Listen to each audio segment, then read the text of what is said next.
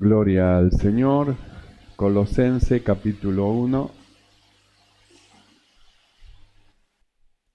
Del capítulo 1 vamos a estar viendo. Colosense está luego de Romanos, Corintios, Gálatas y ahí llegamos a Efesios, Colosense. Colosense capítulo 1 y del capítulo 1 vamos a estar leyendo el verso 10 y dice así la palabra del Señor. Para que andéis como es digno del Señor, agradándole en todo, llevando fruto en toda buena obra y creciendo en el conocimiento de Dios. Cerramos nuestros ojos y oramos. Mi amado Señor, te damos gracias. Padre bueno, muchas gracias, Señor, por darnos este día hermoso, maravilloso.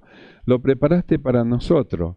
Preparaste todas las cosas para que, reunidos como un solo hombre, podamos hacer un culto hacia ti, habiendo alabado, habiendo adorado, habiendo orado, y ahora estamos como un solo hombre para oír tu palabra. Mi amado Señor, venga tu palabra, te rogamos en el poder de tu Espíritu. Llene nuestros corazones, nuestras mentes. Seamos renovados en el espíritu de nuestra mente en cuanto a tu perfecta voluntad.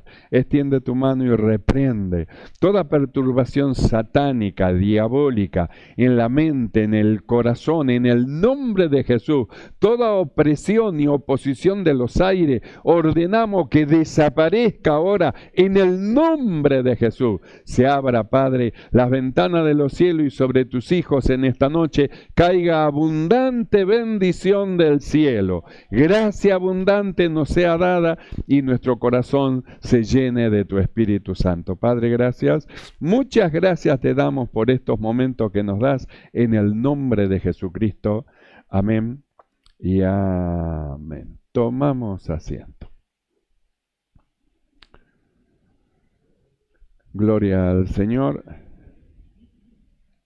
Nosotros hemos estado escuchando cómo el Señor a los suyos los alienta y cómo es que en los momentos en que están en dificultad, Él siempre envía una palabra de aliento, porque son sus hijos, nunca los va a dejar solos, siempre los va a alentar y lo va a cuidar. Siempre los va a cuidar porque son sus hijos. Entonces nosotros hemos estado viendo a Zorobabel, el temor de Zorobabel, el miedo de Zorobabel.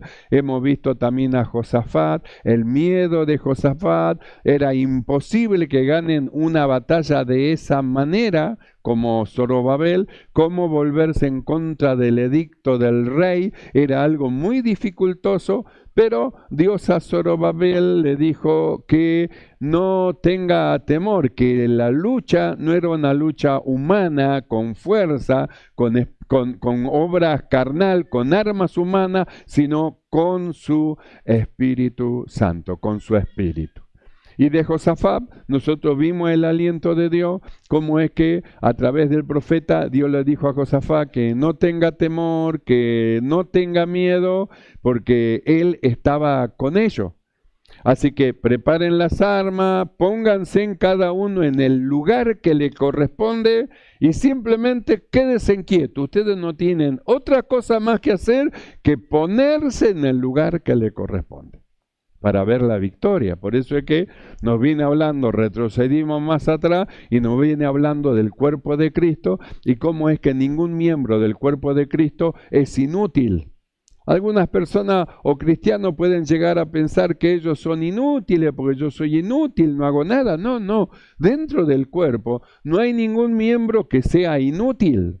El diablo muchas veces quiere hablar al corazón y habla al oído de las personas y le dice que es un inútil, que no hace nada, que para qué va a la iglesia. Entonces el diablo, como siempre, es un bocón. Él habla y habla y habla. Pero nosotros tenemos que saber diferenciar lo que es la palabra humana o el pensamiento satánico de lo que es la palabra de Dios. El pensamiento satánico dice que no sé, inservible, sos inútil, no sé para qué vas a la iglesia. Eso es lo que dice el pensamiento satánico. Pero el pensamiento de Dios, Él dice que Él está trabajando en lo suyo. Él es el alfarero y nosotros el barro. Él va dando una forma a los que son suyos. Entonces usted le puede creer o a uno o a otro, hacer una elección. ¿A quién le va a creer?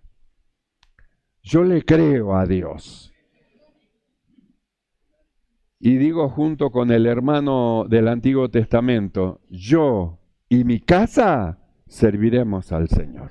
Nosotros seguiremos adelante llevando a cabo la obra y el trabajo que el Señor nos da. Entonces, no es momento de retroceder, sino que es momento de tomar las armas de nuestras milicias, que no son carnales, sino que son espirituales, tomar las armas de nuestra milicia y en ese tomar las armas, nosotros ver cómo nos mantenemos firmes en la presencia del Señor, cómo nos mantenemos firmes. Entonces, nosotros hemos estado viendo algo muy hermoso, cómo es que Dios afirma el corazón de los que son suyos, cómo es que Dios los afirma, cómo es que el Señor los fortalece.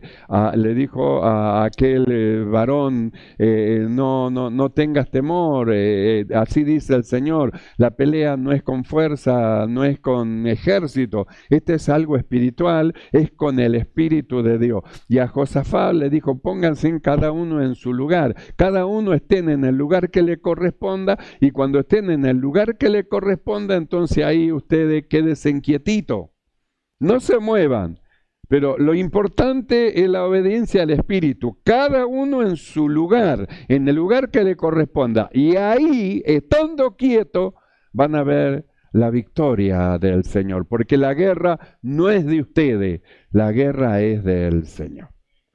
Entonces hemos estado viendo estas cosas tan hermosas, como es que Dios a nosotros nos habló de esta manera y cómo es que Dios nos viene llevando para que nosotros no desmayemos ni nosotros nos volvamos atrás. Y en este pasaje que nosotros hemos leído, nosotros vemos cómo es que el apóstol Pablo a los colosenses, escribiéndole esta carta a los colosenses y habiendo oído de la condición de los colosenses, porque la condición de los colosenses era una condición de fe.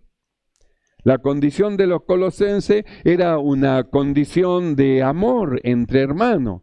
Entonces los colosenses tenían lo necesario para seguir avanzando en lo que es el Señor. Tenían fe en el Señor Jesucristo y fe en la palabra de Dios y tenían amor los unos por los otros. Entonces, ¿qué es lo que hace el apóstol Pablo? Comienza a orar a Dios para que ellos sigan avanzando, porque llegaron y tienen las herramientas que necesitan para alcanzar un nivel superior, para alcanzar una estatura espiritual. Entonces dice, habiendo oído de vuestra fe y de vuestro amor, dice, para con los hermanos, entonces ora a Dios. ¿Para qué ora a Dios? Para que Él le dé gracia a ellos y para que ellos puedan entender la buena voluntad de Dios, lleven fruto en toda buena obra y vayan creciendo en el conocimiento de Dios, creciendo en el conocimiento del Señor. Entonces, ¿qué tan valioso es el crecimiento en la iglesia del Señor? Es muy valioso el crecimiento en la iglesia del Señor. Es muy valioso. Por eso es que Dios a nosotros nos congrega. Si Dios no quisiera que nosotros crezcamos, entonces no nos daría los días de culto que nos da. Mire los hermosos días de culto que nos da. Nos da el jueves, nos da el viernes, nos da el sábado, nos da el domingo. Ahora ya en breve vamos a empezar con los grupos. Nos va a dar los grupos. Es decir, nos va dando cosas hermosas, cosas espirituales para que nosotros nos vamos ejercitándonos en ello. Ejercitándonos a negarnos a nosotros mismos, ejercitándonos a negar a nuestra propia carne, ejercitándonos, porque no es fácil vencer a la carne. Nosotros miramos en el libro de los Hechos y vemos cómo los hermanos del primer tiempo, la iglesia primitiva, cuando inicia la iglesia, cómo es que ellos tenían culto todos los días. No tenían culto 3 veces o 4 veces en la semana, de los 7 días 4 veces. No, ellos tenían los 7 días de culto y todos los días se reunían en culto para adorar a Dios.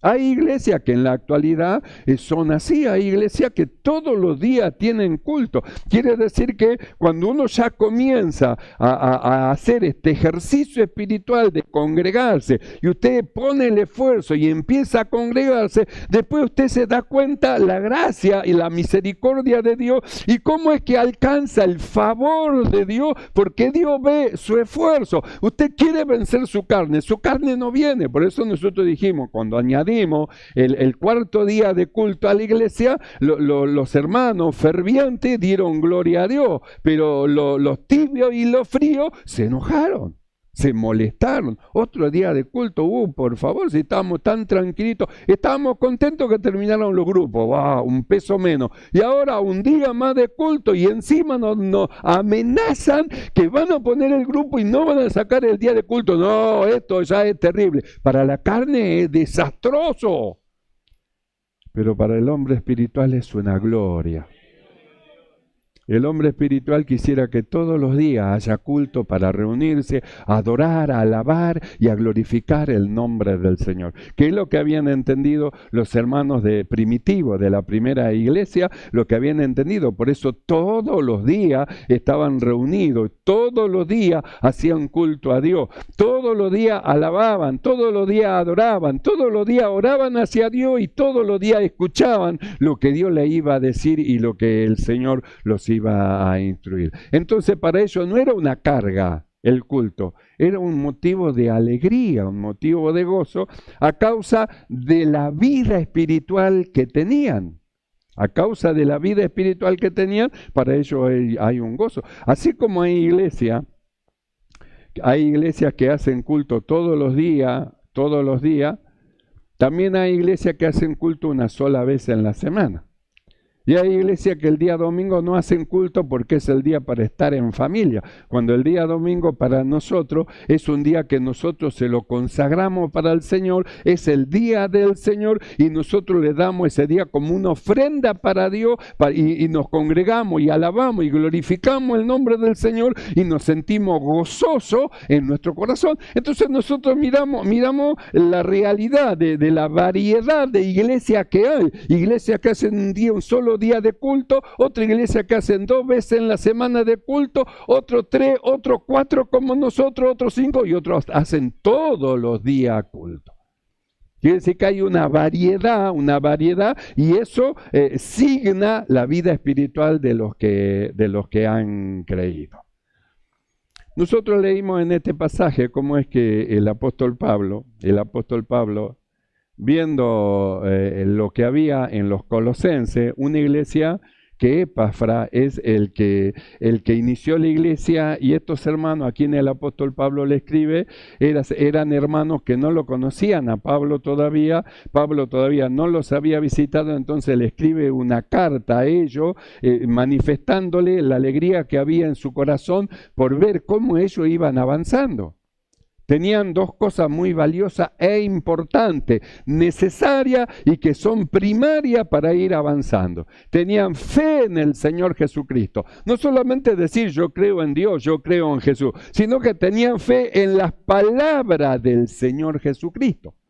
Porque cuando se tiene fe en las palabras del Señor Jesucristo, se oye la palabra del Señor, se comprueba en obediencia a lo que Él dice, se comprueba que es agradable y es perfecta, y esa palabra del Señor va produciendo cambio y una limpieza. Por eso nosotros dijimos, Jesús dijo a sus discípulos, vosotros ya estáis limpios por la palabra que yo os he hablado, aunque no todo. Había uno que escuchaba, pero él seguía el ritmo de su propio corazón y de su propio pensamiento, y no pudo llegar al final de la carrera, porque allá cerca del final de la carrera del Señor fue el entregador del Señor, el que traicionó a Cristo. Ese era el que no estaba limpio, que la Biblia dice así. Pero los demás, oyendo, obedeciendo, comprobando, estaban limpios por la palabra que el Señor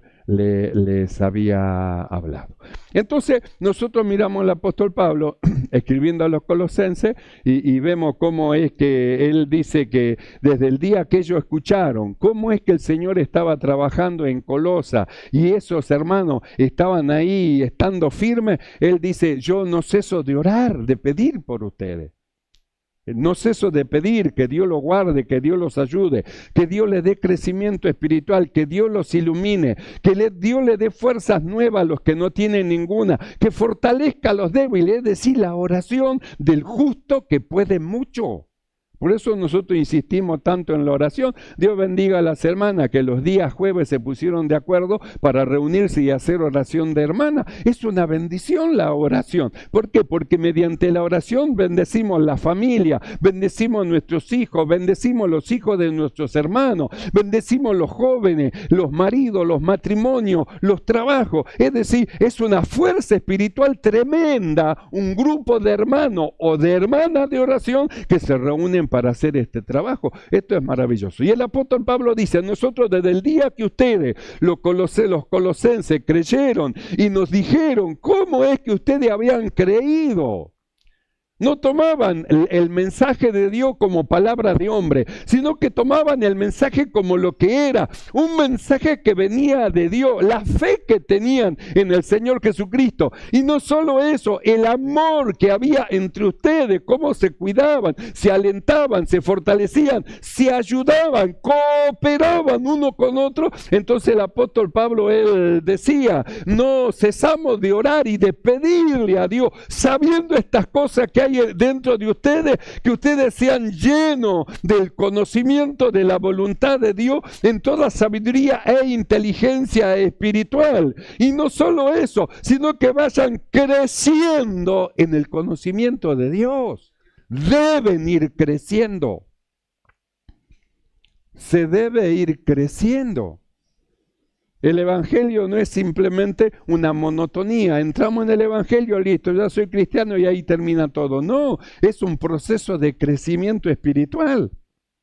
Es como los niños, si usted no le da de comer, entonces ese niño su crecimiento es malo, no crece como debería de crecer. Pero usted a un niño le da los alimentos correspondientes y necesarios y va desarrollando todas las facultades que hay dentro de él, va creciendo y se va desarrollando todas las cosas. Bueno, así en la vida espiritual también. Cuando se es niño y se anhela y se desea la palabra, la leche espiritual, que es la palabra de Dios, con anhelo y con deseo en el corazón, y se toma y se bebe de ella, esa bebida espiritual que es la palabra produce dentro del corazón de aquellos que la beben un crecimiento espiritual, produce. Entonces, ¿qué tanto tenemos que crecer? Debemos de seguir creciendo. Entonces, ¿qué es lo que Pablo dice en este pasaje, verso 10 de Colosenses 1?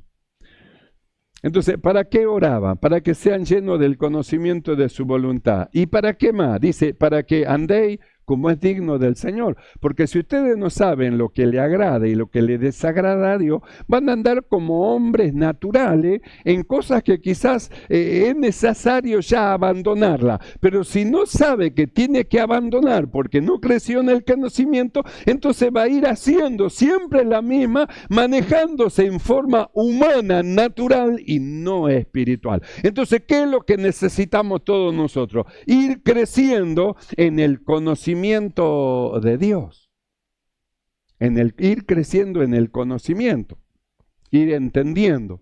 Entonces, este conocimiento, este crecimiento espiritual es como nosotros hemos estado viendo del ángel en las aguas salutíferas. Midió 1000 codos, midió 1000 codos, midió 1000 codos, midió 1000 codos y dijimos, es un proceso de crecimiento espiritual donde comenzamos de una manera, seguimos más adelante, hasta las rodillas, seguimos más adelante, hasta la cintura y la cuarta vez seguimos más adelante, dice, y era ya un río donde ya había que nadar. Entonces hablamos de las profundidades de Dios en el río que había que nadar y del inicio del evangelio cuando recién se empieza y se va con las aguas hasta los tobillos. El crecimiento del conocimiento es exactamente lo mismo. El conocimiento en las cosas del Señor, hay un conocimiento primario, Hay un conocimiento secundario, hay un conocimiento terciario y hay un conocimiento universitario. Vamos a ponerlo así como para que nosotros podamos distinguir.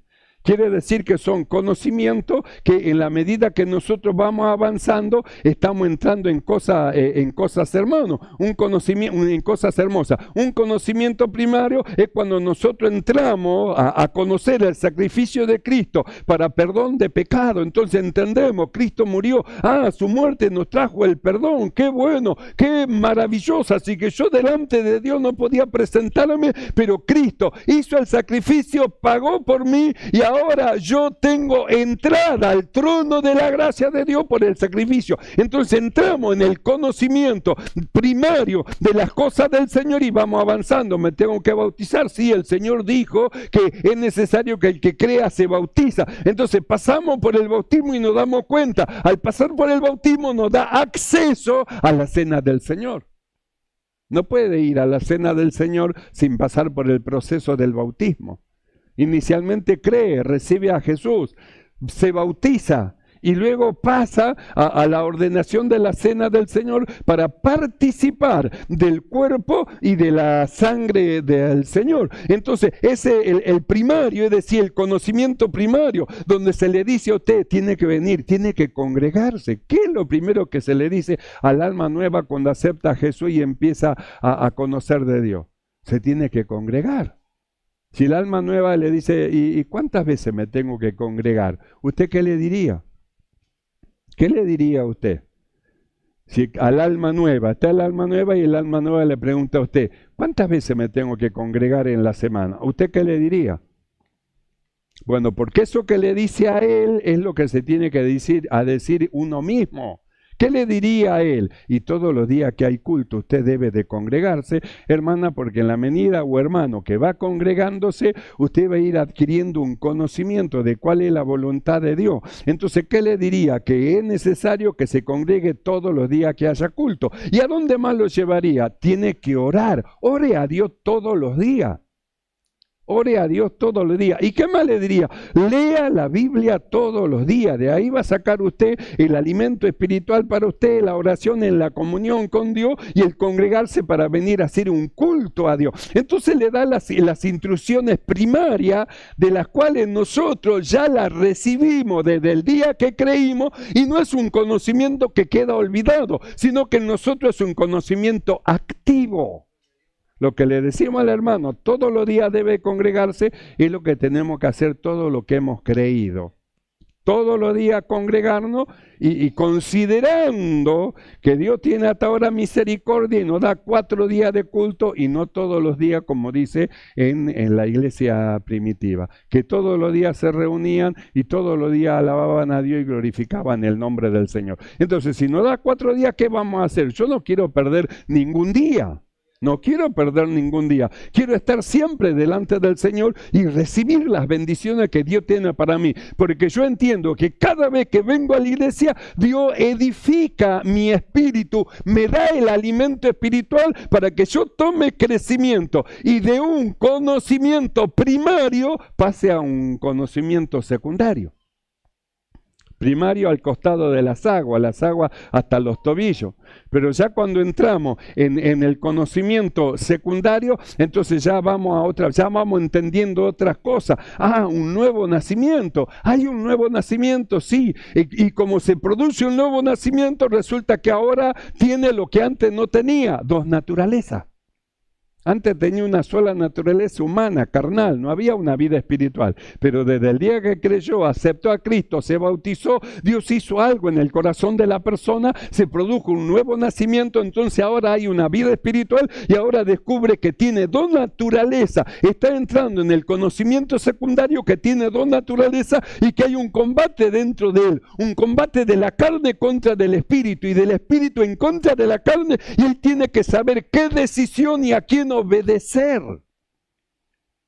Porque es una lucha, la carne contra el espíritu y el espíritu contra la carne. Pero ahora entra en un conocimiento secundario que tiene dos naturalezas, entonces va avanzando un poco más allá, porque ahora sí, no solamente ve que Cristo murió por él, sino que también ve que Cristo resucitó el Señor, y que en su muerte le trajo el perdón y en la resurrección la justificación. Entonces se abren sus ojos para ver lo que Dios hizo en él, que ha sido justificado. Es decir, que comienza Dios a verlo como alguien que nunca pecó y nunca va a pecar. Una nueva creación, un hombre nuevo, creado según Dios en la justicia y santidad de la verdad. Empieza a entrar en un conocimiento espiritual porque va avanzando. Ya sale de las aguas a los tobillos y ya entra con las aguas hasta las rodillas. Va avanzando en el conocimiento del Señor y se va abriendo su sentido. Así que la iglesia es un cuerpo, no es simplemente la reunión de grupo de personas, no, sino que es la conjugación de miembros de un cuerpo que en unidad forman eso que se llama el cuerpo de Cristo, y que tiene una cabeza,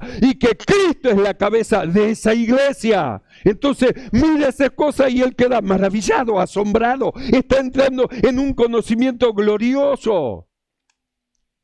Está viendo que son miembros del cuerpo de Cristo, entonces empieza a ver como miembro. ¿Y cómo es que como miembro la necesidad de ayudarse, de alentarse, de fortalecerse? Entonces va avanzando en el conocimiento. Ya dejó el conocimiento primario, va pasando por el conocimiento secundario y va entrando en el conocimiento terciario. Es decir, le va llegando las aguas ahora hasta la cintura, el terciario. Entonces ve la iglesia como un cuerpo, y de ahí empieza a entender la necesidad de la unidad del cuerpo de Cristo, de la unidad que tienen que tener un hermano con otro, de la unidad entre los músicos, de la unidad entre el ministerio, de la unidad entre las maestras de la escuela bíblica, de la unidad que tiene que haber entre los grupos. Aunque son grupos, tiene que haber una unidad entre ellos, y dentro del grupo la unidad, dentro de ese grupo donde se reúnen la unidad. Entonces empieza a reconocer el valor de estar unido, de ser uno con el hermano, uno con Cristo, uno con el Espíritu de Dios, uno con Dios. Entonces empieza a reconocer el valor de ser uno solo en la iglesia del Señor. Porque ya cuando son uno, entonces ya se defienden. Mejores son dos que uno, ya no es más uno, ahora es dos, no solo dos, son mucho más que dos. Entonces ya está la ayuda, el auxilio pronto de uno con el otro, y de ahí es lo que nosotros hemos estado viendo, las funciones de los miembros del cuerpo de Cristo, cómo se colabora uno con el otro. Colaboran con los que limpian, no tirando papeles en el piso, sino tirándolo en el cesto. Colaboran con los que acomodan la silla, ayudando a reordenar de vuelta la silla en su lugar. Cuando termina el culto o al inicio, colocar la silla en su lugar. Los instrumentos musicales y todas las cosas que están dentro de la congregación, ahora se dan cuenta que son un cuerpo. Entonces ya no se mueven uno solo haciendo algo, sino que se mueven en unidad. Entonces entran en un conocimiento terciario, donde descubre el servicio que hay que hacer, la unidad del cuerpo, y descubre que cada miembro tiene una función dentro del cuerpo. Y que no porque tiene una función nadie puede tocar eso. No, que como son un cuerpo, a todo le corresponde colaborar y ayudar en aquello que está haciendo el hermano. Entonces ese hermano no se siente solo, está rodeado de colaboradores que colaboran, que ayudan, que alientan, que fortalecen. Está rodeado, es decir, entró en un conocimiento terciario, las aguas hasta la cintura. Entonces descubre la unidad del cuerpo, descubre el servicio que tiene cada miembro y el valor que tiene el servicio que hacen. Por eso dijimos, un diácono, una diaconisa, podría llegar a decir un diácono, y no sé, yo no sirvo para nada, pero puede venir a acomodar la silla, es un diácono es un colaborador del pastor, un colaborador en las cosas que son de la iglesia. Cuando la Biblia dice en un principio, dice que los apóstoles repartían las comidas a los hermanos, dice que después dijeron, no, vamos a buscar 7 varones, ahí escogieron diáconos para que hagan ese servicio de servir. Entonces, el diaconado es muy importante en la iglesia, no solamente para servir, sino para estar presente como miembro del cuerpo de Cristo en la congregación. Por eso los diáconos no tendrían que faltar de los cultos, ni las diaconisas. Tendrían que estar siempre en la iglesia del Señor, dispuesta para la obra que el Señor quiere que se haga. Entonces, entra en un conocimiento terciario de la unidad del cuerpo de Cristo, del servicio que hay que hacer dentro del cuerpo de Cristo, el descubrir la bendición que hay en ello. Este es un lugar de muchos vientos. Las hermanas a la noche muchas veces después que termina el culto limpian todo. Después viene ya el día de culto, el día de mañana. Pero ¿sabe qué hizo el viento? Trajo basura de la calle, metió por el pasillo, en la vereda y todo. Entonces, ¿qué se necesita? Un diácono que cuando llegue una diaconisa, no, voy a agarrar la escoba, vamos a limpiar, vamos a dejar bien limpito todo. El viento hizo esto, pero vamos a reordenar porque es el momento del culto. Entonces se apareja las cosas para que quede todo bonito lo que es la iglesia del Señor. Entonces, ¿qué es un diácono? Un servidor. Un servidor. Dios lo escogió como un servidor y una servidora para el servicio en las cosas que sean necesarias en la iglesia. Entonces, entra en un conocimiento terciario con las aguas hasta la cintura. Entonces ahí comienza a ver lo que Dios ha hecho con usted, lo que es la iglesia. La iglesia es un cuerpo, lo que es el servicio dentro del cuerpo del Señor, y empieza a descubrir que el morir es ganancia. Empieza a descubrir que si usted muere a su orgullo, usted tiene ganancia. Empieza a descubrir que si usted muere a su yo personal, usted tiene ganancia. Empieza a descubrir que si usted muere a lo que usted dice que es tan poderoso y usted muere a eso, usted tiene ganancia. Entonces descubre una ganancia que hay en la muerte del yo. En la muerte del yo soy, yo sé, yo conozco, una ganancia que hay en eso, porque Dios resiste a los soberbios y le da gracia a los humildes. Entonces con los humildes el Señor los va llevando, los va iluminando, van descubriendo el despojamiento del yo y de ahí van exaltando la palabra de Dios y descubriendo la soberanía de la palabra de Dios, la soberanía. Es decir, que dicen, no, si Dios lo dice, es así, yo no tengo nada que decir. Lo dice Dios, en su palabra dice esto es así, es inamovible. Entonces va descubriendo la soberanía de la palabra de Dios en su vida y va resaltando la palabra de Dios en la medida que va avanzando, porque va avanzando. El ángel va midiendo y ellos van avanzando y el ángel va midiendo y ellos van avanzando y cada vez se acercan a partes más profundas del Señor. Entonces nosotros hablamos del conocimiento primario, secundario, terciario y universitario también. Entonces ya hablamos ya cuando el ángel midió con la medida hasta donde había ya que nadar. Un conocimiento universitario. Ya hablamos de que la persona ha llegado a un conocimiento que ahora vive para Dios. Está dispuesto a hacer lo que Dios le mande. Está a la orden del Espíritu de Dios y a la orden del Señor para que todo lo que el Señor diga, Él lo lleva a cabo. Entonces ha llegado al punto de vivir para Dios de tal manera que Él ya se pone a un costado y Él dice, ya no vivo yo.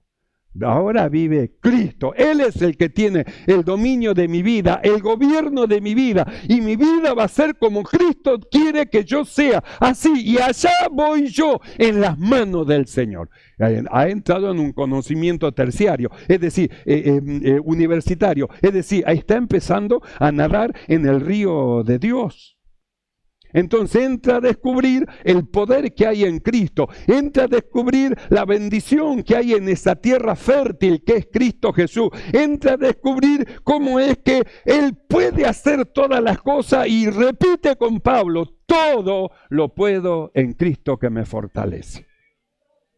Ya no hay nada que lo detenga. Tiene su fe y su corazón tan entregado al Señor que Él dice, todo lo puedo hacer. Él me lo manda y yo lo hago. Lo que Él diga, yo lo llevo a cabo. Todo lo puedo en Cristo que me fortalece. Entra en un conocimiento ya más profundo, ya entra, diríamos, a la universidad, donde ya espera y sabe, ha aprendido y aprende a estar gozoso en la tribulación. Ya no se queja más, no vive quejándose y siempre me hacen a mí esto y todos están en contra de mí y siempre me pasan a mí. ¿Y por qué tengo que yo ser escogido para pelear siempre las mejores batallas?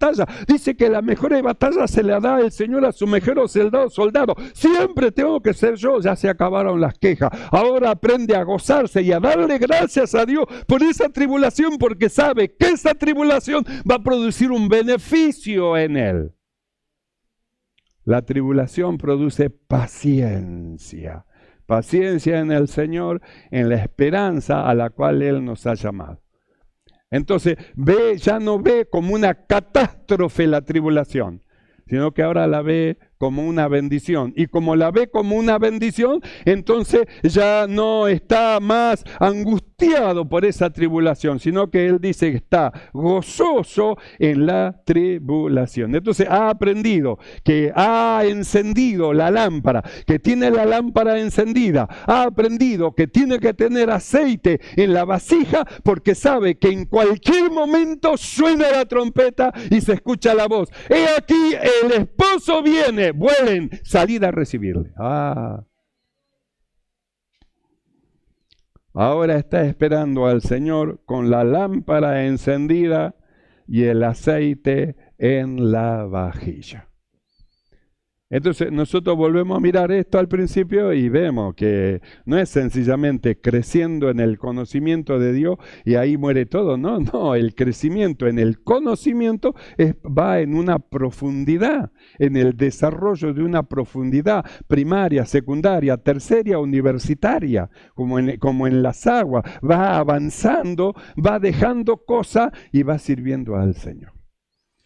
Pero si nosotros queremos ver este resumen con más claridad, lo vamos a ver, y ya finalizamos con esto, en Colosenses capítulo 3. Este Colosenses capítulo 3 es justamente el resumen de lo que es lo que nosotros acabamos de ver, creciendo en el conocimiento de Dios en un estado de primario a secundario, de secundario a terciario, de terciario a universitario. En Colosenses capítulo 3, verso 5 dice así, escuche bien.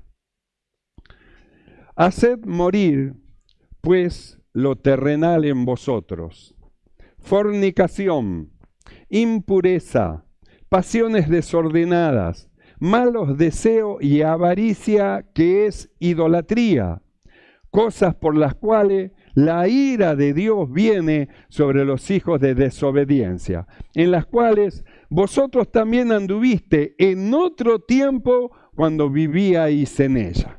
Pero ahora, va profundizando, dejad también vosotros todas estas cosas: ira, enojo, malicia, blasfemia, palabras deshonestas de vuestra boca.